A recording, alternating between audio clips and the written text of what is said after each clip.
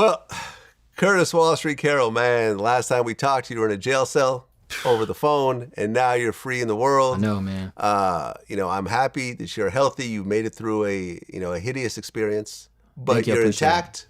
You learned from your mistakes. You accepted the role that you played. At no point did you say that you were a victim or it wasn't fair what happened to you. You knew what you did when you did it. You made the choice not to cooperate. You stand behind that decision. You did the time that they gave you.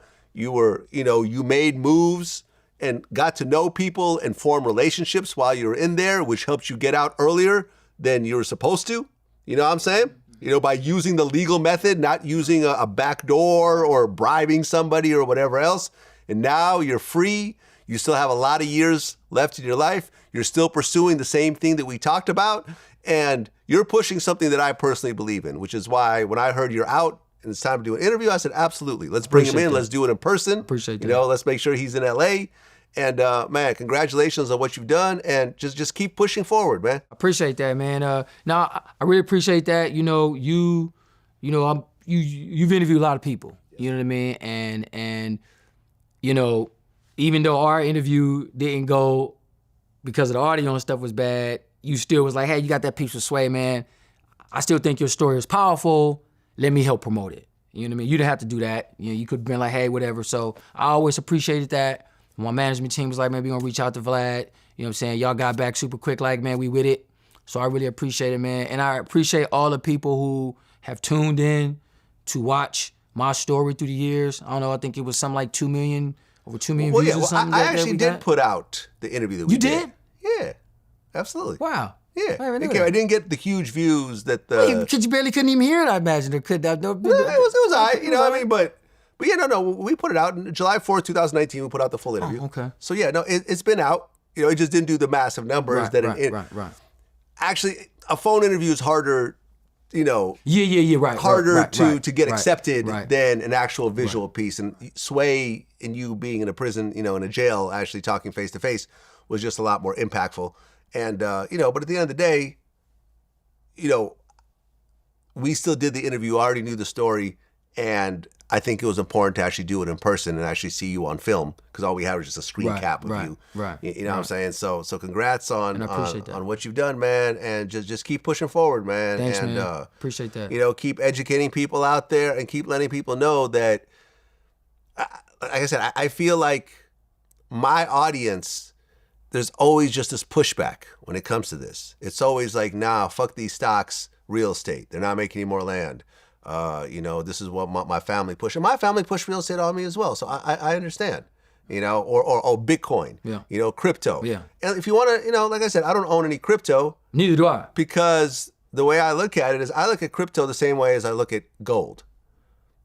It doesn't do anything. It doesn't create profits. There's no assets, implicit. It's just sitting there and you're hoping that someone will pay more for it tomorrow than you paid for it today, just like gold. Yeah. And tomorrow someone might pay more for gold, but it's different than having a piece of Amazon that's generating billions of dollars every day. It's a different class of investment. The stock market has traditionally always outpaced the real estate market. Yeah.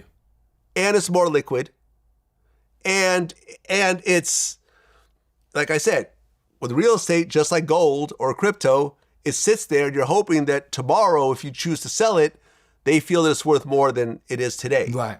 But it's not generating money. Unless you own a farm or you have, multi-unit properties, it's not generating anything. Right. It's a cool place to live.